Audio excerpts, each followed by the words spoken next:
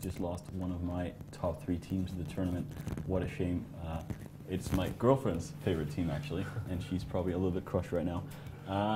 Kill 2, you were less than impressed by Voltron's FCing. Yeah, I actually think in this match we saw a really good setup. Voltron's setup is very good. They've actually done a good job pulling really good setups from other teams rather than being super creative. Oh, snap. Wow. But I don't think they really know how to use them that well. I think in that match they were being weird about, I mean, they had tons of damps and they forced you know, the CO2 mocks to come in close. But then the one they were shooting at headed away from the fight, and the 2 others headed towards them, and they didn't switch for a really long time. Kind of seemed, I don't know why.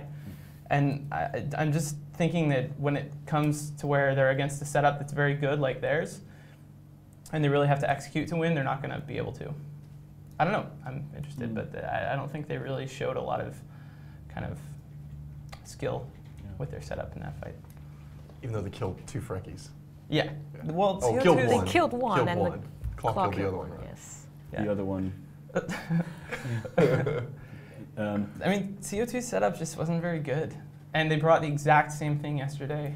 That was the first thing I said when we saw the field. How long can they continue to bring the same thing? Yeah, not long. At some point, someone's just going to punish them. I think it was today, actually. I think it just happened, like Yes. 5 minutes ago. That's the timeline for it. Yeah, yeah. But I mean, still entertaining. Let's talk about something else. Will TQ disappear forever next week? Will all my characters blow up in a fire? No. TQ will not disappear forever tomorrow. What's happening next week? So tomorrow we're actually moving, not tomorrow, Wednesday we're actually moving TQ on the 23rd. TQ becomes self-aware at 1500, June 23rd, 2010. We're basically moving to a new data center location, giving it a little more breathing room, some space, and some new switching capacity. Have you just had a dev blog about this? Yeah, there's one on the website about this, yeah. So if you're really into servers, moving them and everything else. Yeah, there's just a little bit of a nerdgasm page there. Okay. Yeah, there's stuff to read about, and we're trying to be pretty open about what we have in the infrastructure too. So detailed spec list on what the hardware infrastructure looks like today, and also what we're moving and we're moving into, and trying to keep up with answering questions on there too. So people can look at it and pinpoint that's where the lag is. Yeah. So as soon as you figure it out, let me know. Give us a call. Just let me know, like, that's where the lag is, and then we'll fix it. Okay, sweet. So we're moving to a new place, and those pictures as well, like of all of it. That looked really hot. Yeah. You're going to continue doing this blog, right? Yeah, I've been asked to do 2 or 3 of them now. So right now we'll just be doing the basic infrastructure blog, what we have today and what we're moving into. And then there are a couple of things that we're doing that are a little bit more, less hardware related, more about how we map TQ and how we can help predict fleet fights a little bit better. Yeah. It's part of what's on our summer release program with the development teams. So the big alliances out in 0.0 can look forward to hopefully a more smooth fight. Yeah, 6,000 man fleet fights without any lag. That's something we should probably not promise. Oh no, I didn't promise it. I said you could look forward to it. Okay, okay. Yeah, you can imagine. Yeah, you can imagine. 6,000. It's almost like Eve is free right now with a $5 disc. Eve is literally free after you pay the subscription. Yeah. That's how it works. Anyway, we have a lot more matches coming up. We have Bane versus Dead Terrorist, The Wrong Alliances versus Darkseid, Panda versus Dystopia, Pasty Syndicate, who I believe some commentators referred to as Dutch yesterday. That is a mistake. I'm very sorry. You are, of course, Finnish. Against Pandemic Legion, the Ronin versus Atlas, all around fantastic day. Your alliance wraps up the round just like they did yesterday. They did, yeah, that's right. Did you like it? Did you talk to them afterwards? Were they happy?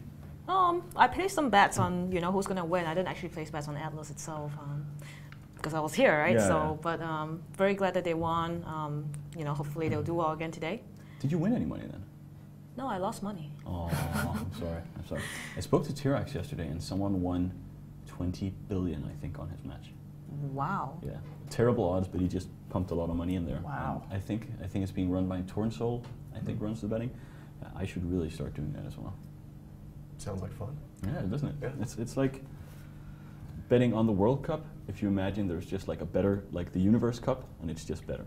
Yeah, and less Definitely soccer. better. And less soccer, less soccer. More ships, less soccer. We saw double Huygens. I think that's the first time we've seen double Huygens. Why would you bring 2 of them? Well, they might have thought about CO2's previous setup and might have gotten wind that CO2 might bring the same speed setup again. The double Huygens were there to specifically counter the speed setup because of the web bonus. Yeah, they're a big part of what. Who was that beat CO2? Voltron. Who was it? Where were you at? Oh, no. A big part of what they're doing is depending on damps. Yeah. We saw armor tank to Drakes. The reason for that is that they can do some decent damage from long range while having a lot of free mids. Yeah. And so they're depending on the damps, so they need to keep stuff away from them because if it gets close, then they die. So 2 Huygens is a really great way to keep everything at a really substantial distance so you can still keep them from locking. And I think during the match you can see this effect. The Macarios that were approaching the Voltron team were not really moving much at all because of the Huygens. Yeah.